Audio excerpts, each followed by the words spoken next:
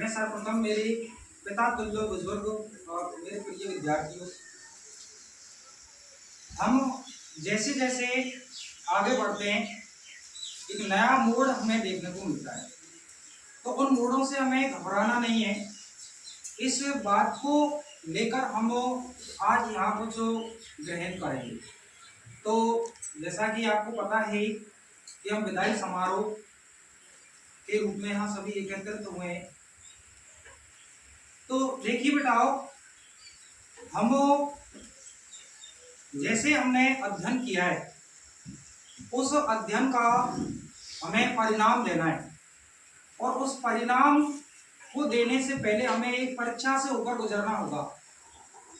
और उस परीक्षा में हम जो साल भर की हमारी मेहनत है उसको उसमें हमें परफॉर्मेंस करना है। तो परीक्षा कोई कठिन नहीं होती और ना कोई सब्जेक्ट कठिन होता। और हम ये जानते हैं कठिन होता कब है, जब हम खुद उसको अपने दिल में अपने मन में इस चीज़ को ठान लेते हैं कि ये कोई कठिन है, ये कोई सरल है। अपने आप में सभी सब्जेक्टों का, हर चीज़ का एक महत्व होता है। तो हमारी जो एग्ज़ाम है, हमारे जो पेपर हैं, जो आपको 7 मार्च से देना है, तो पेपर केवल और केवल धैर्य की परीक्षा लेता है। उसमें आपको घबराना नहीं है।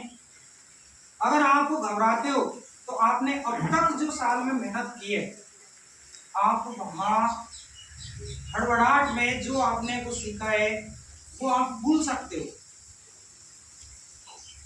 तो मैं आपको कुछ ऐसे टिप्स बताऊंगा, कुछ ऐसे बातें बताऊंगा जो आपको एग्जाम हॉल में ही नहीं, आपको अभी से उनको ग्रहण करना है। क्योंकि जीवन में बढ़ने के लिए, जीवन में आगे बढ़ने के लिए हम जो रास्ता चुनते हैं उस रास्ते में न जाने कितने मोड़ और कठिनाइयाँ आती है। और मोड़ और कठिनाइयों का सामना करने के लिए एकमात्र साधन होता है गुरु। गुरुर ब्रह्मा गुरुर विष्णु गुरुर देवो महेश्वराय, गुरुर साक्षात परम ब्रह्म तस्मै से गुरुवेश नमः। तो गुरु ही ये क्या है, सर्वश्रेष्ठ माध्यम है कठिनाई, जो भी कठिनाइयां हैं उनका निवारण करने का। आपको जैसा गुरु से आया, आपको मार्गदर्शन किया, आपको जैसा उन्होंने पढ़ाया, आपने उसी हिसाब से मेहनत की। अब वो समय आ गया है कि आप उसको अपने परिणाम में परिवर्तित करें।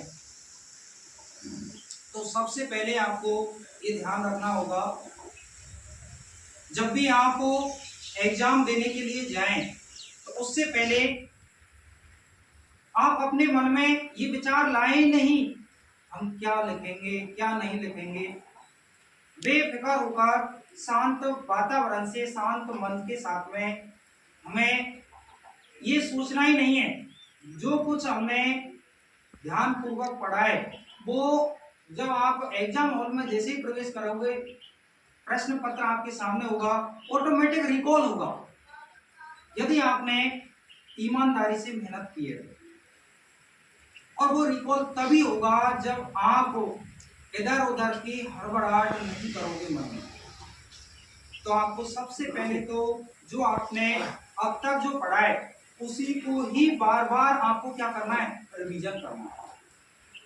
ये नहीं कि आप कोई और नई किताब, नई चीज पढ़ने बैठे, नहीं। जो अब तक ही समझ में नहीं आया तो अब भी नहीं आएगा। जो आपको समझ में आया है उसी को बार बार अपन क्या करेंगे, रिवीजन करेंगे।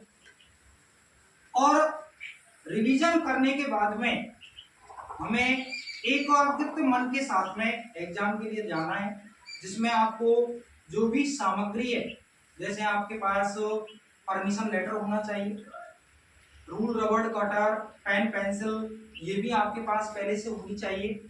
यानी एग्जाम का समय होने से पहले ये सारी चीजें आपके पास होनी चाहिए। अगर इनमें से एक भी चीज अगर आपसे नहीं भूल से रह जाती है तो उसी समय आपका माइंड अपसेट हो जाएगा।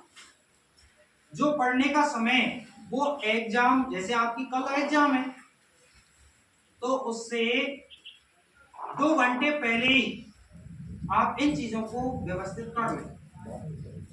और ये जब आपके पास व्यवस्थित हो जाएगी तो आप पूर्ण रूप से परिपक्व हो जाओगे एग्जाम देने के लिए। जब आप पूर्ण रूप से परिपक्व हो जाओगे, जैसे ही आप एग्जाम हॉल में एंटर करोगे, तो उस समय आपको किसी प्रकार का कोई तनाव, किसी प्रकार का कोई दबाव होगा ही नहीं। और जब आपको बिना तनाव के और जब पेपर को हल करने बैठोगे, तो जो आपने अध्ययन किया है उसका रिकॉल होना स्वाभाविक हो जाएगा। तो मैंने आपको एक चीज बताई थी कि पेपर हमेशा कठिन नहीं होता है, बहुत नॉर्मली आता है। केवल वो आपकी धैर्य की परीक्षा लेता है। आप धैर्य के साथ में आपको एक बार नहीं उसको 2 बार पढ़िए। 15 मिनट आपका जो है वो पेपर पढ़ने का ही होता है। कोई भी अनुचित सामग्री आपके पास नहीं होनी चाहिए, क्योंकि बोर्ड का ये नियम है